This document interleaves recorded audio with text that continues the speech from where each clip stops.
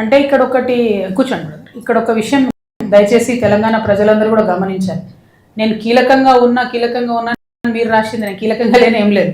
ఒక teacher transfer కూడా చేసుకునే పరిస్థితి లేకుండా. ఒకటి రెండు, నేను పదే పదే మీకు విన్నవిస్తూ వస్తూ ఉన్నా, ఆ 10 ఏళ్లలో కూడా నేను ఓన్లీ 5 ఏళ్ళే యాక్చువల్గా ఒక పొజిషన్లో ఉన్నప్పుడు కూడా నన్ను ఓన్లీ నిజామాబాద్ వరకు పరిమితం చేయడం జరిగింది. అది వాస్తవం, రాజకీయంగా కట్టడి చేసి అందులో డౌట్ ఏం లేదు.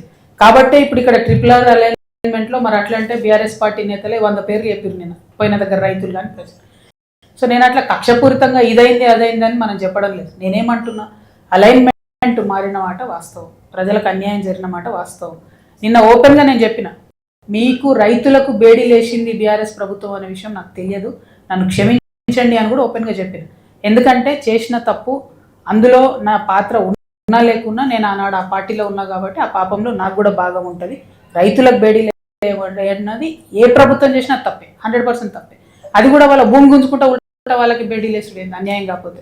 వాళ్ళు నిన్న రైతులో మాట చెప్పారు, మేము మాజీ మంత్రి కారుకు అడ్డుగా పోయినాం కాబట్టి వాళ్ళు వేసిరు, ఆ మాజీ మంత్రి గారు ఎంటబడి వేయించారు. పాపం ఇక్కడ ఎమ్మెల్యేకి అంత కోపం లేకున్నా ఒక మంత్రి గారు ఎంటబడి వేయించారు అన్నారు. ఇప్పుడు ఇక నేను అవన్నీ తవ్వదలుచుకోలేదు. పాయింట్ ఏంది ఇక్కడ అని అంటే, ప్రజలకు అన్యాయం జరిగిన మాట వాస్తవం. చాలా చోట్ల నా పార్టిసిపేషన్ లేదు, నాకు తెలియకుండా జరిగింది. అయినప్పటికీ నేను వాళ్ళ క్షమాపణ చెప్తూ ముందుకెళ్తున్నా.